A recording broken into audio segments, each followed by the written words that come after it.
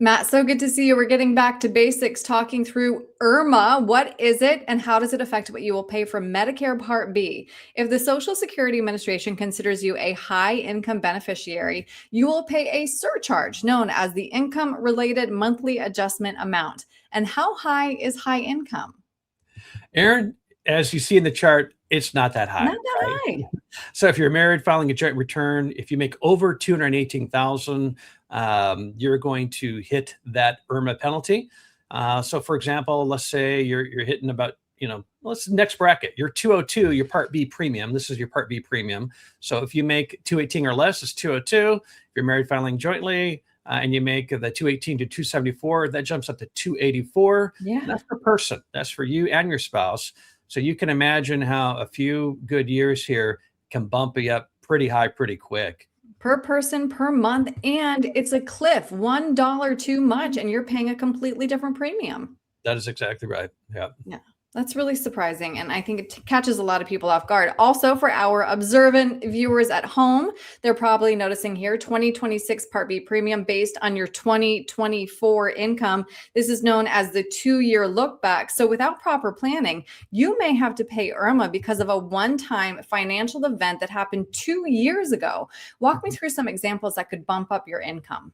Common things we see are people selling a home. Maybe you had a rental, you had a couple rentals that you had while you were in your earning years, and you want to get that off your plate because you want to enjoy your retirement. So selling a home is common. I had one client call me. They were with someone from across the street, and they were really livid because they had a good amount of money in a non-qualified account, and the broker had made allocation change, right? And anytime you do a change in a non-qualified account, that can create a taxable event. And, they were paying now more than $500 a month for their IRMAA. Point being is this, there's a lot of things that can hit you. The common ones are real estate, RMDs. When you hit 70, you have to do your RMDs, and then trading in non-qualified accounts, other things, there's many other things. Anything that's going to affect your AGI can trip that up. And again, we're going back 2 years. I've had other clients where they got a big bonus just before retirement, and that was great. But 2 years later, here comes IRMAA. Yeah, no, this really is threading the needle. So now let's walk through some strategies then to reduce IRMAA. One of the strategies is a Roth conversion. Can you explain how this helps, please? Yes, it helps because it's going to reduce your tax-free, it's going to increase your tax-free money in the future, right?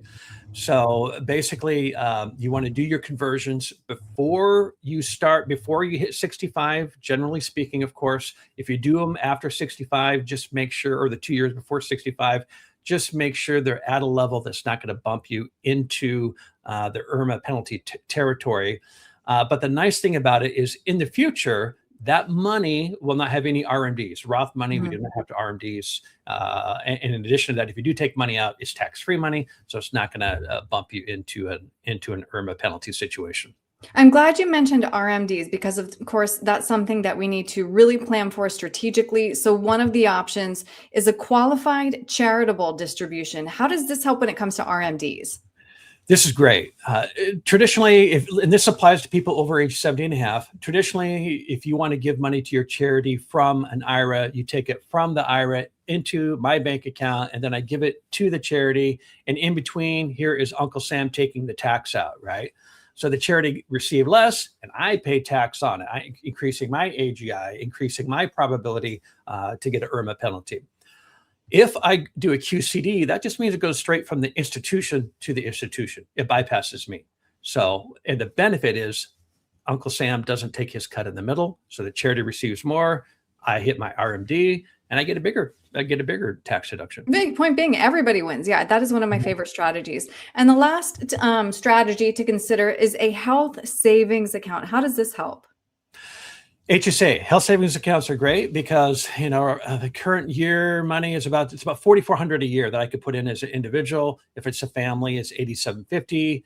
The benefit is that's tax deductible. That comes off my AGI, and the growth is tax-free. And in addition to that, whenever I use it, it's tax-free withdrawals. So it's a good way to reduce my tax liability and the probability for me hitting IRMAAs.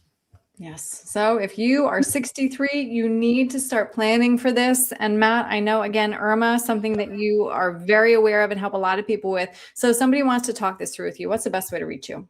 The best way is to give us a call, 425-256-3105, or throw me an email at mberkland@choosevault.com. Great. Matt, thank you for your time today. Thanks, Sarah.